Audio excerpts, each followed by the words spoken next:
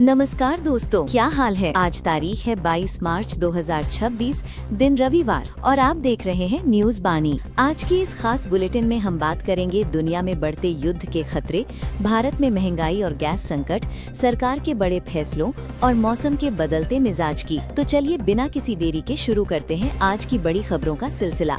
सबसे पहले बात करते हैं मिडिल ईस्ट से आ रही सबसे बड़ी खबर की, जहां ईरान और इजराइल के बीच जारी युद्ध अब बेहद खतरनाक मोड़ पर पहुंच चुका है। इस जंग को अब 22 से ज्यादा दिन हो चुके हैं और हालात लगातार बिगड़ते जा रहे हैं। अब तक 2500 से ज्यादा लोगों की मौत की खबर सामने आ चुकी है और हजारों लोग घायल हैं। इसी बीच अमेरिका और इजराइल ने ईरान के सबसे बड़े परमाणु केंद्र नतांज पर जोरदार हमला किया है। ये वही प्लांट है जहां यूरेनियम स्टोर किया जाता है। हालांकि अभी तक रेडिएशन लीक की पुष्टि नहीं हुई है, लेकिन खतरा बना हुआ है कि अगर यहां से रेडिएशन फैला तो लाखों लोगों की जान जोखिम में पड़ सकती है। दुनिया के कई बड़े देश अब इस युद्ध को लेकर चिंता जता रहे हैं। संयुक्त अरब अमीरात, ब्रिटेन, फ्रांस, जापान और ऑस्ट्रेलिया समेत 22 देशों ने ईरान से अपील की है कि वो हमले रोके और होर्मुज स्ट्रेट को फिर से खोल दे, ताकि दुनिया भर में तेल और गैस की सप्लाई सामान्य हो सके। लेकिन जमीनी हकीकत ये है कि हमले अभी भी जारी हैं। इराक, बहरीन और तेल अवीव में मिसाइल और ड्रोन हमलों की खबरें सामने आई हैं। अमेरिकी दूतावास भी निशाने पर आया और हिजबुल्लाह के हमले में इजरायली सैनिक घायल हुए हैं। इसी बीच भारत के लिए थोड़ी राहत की खबर भी सामने आई है। ईरान ने एक भारतीय एलपीजी जहाज को सुरक्षित बाहर निकालने में मदद की है, लेकिन अभी भी 20 से ज्यादा जहाज फंसे हुए हैं, जिससे सप्लाई पर असर बना हुआ है।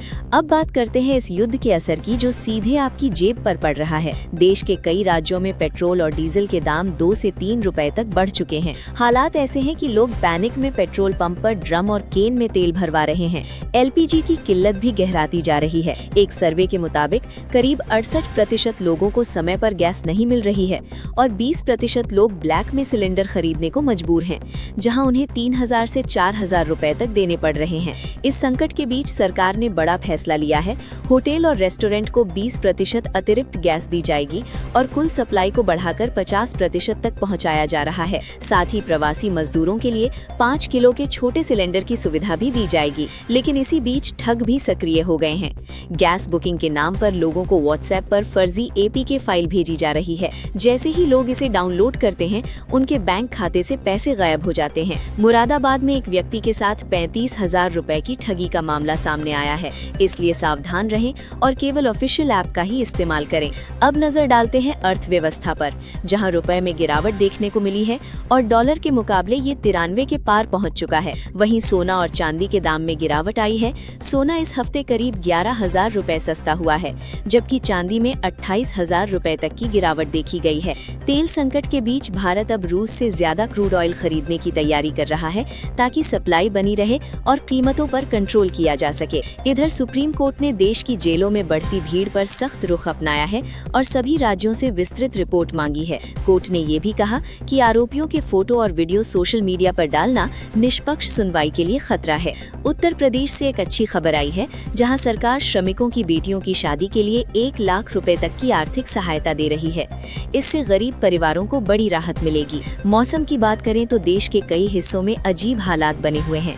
कहीं बारिश और ओलावृष्टि हो रही है तो कहीं ठंड वापस लौट आई है। उत्तर प्रदेश, बिहार और राजस्थान समेत कई राज्यों में बारिश और तेज हवाओं का अलर्ट जारी किया गया है। बिहार और यूपी में बिजली गिरने की घटनाओं में कई लोगों की मौत हो चुकी है। वहीं पहाड़ी राज्यों में बर्फबारी से ठंड बढ़ गई है। इधर भारत अपनी रक्षा ताकत को भी तेजी से मजबूत कर रहा है।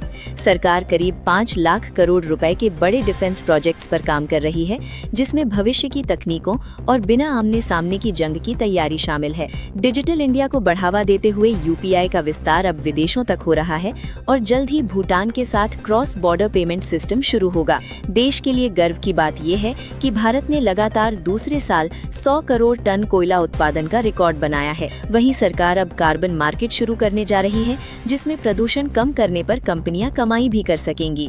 टेक्नोलॉजी की दुनिया में भी बड़े बदलाव हो रहे हैं।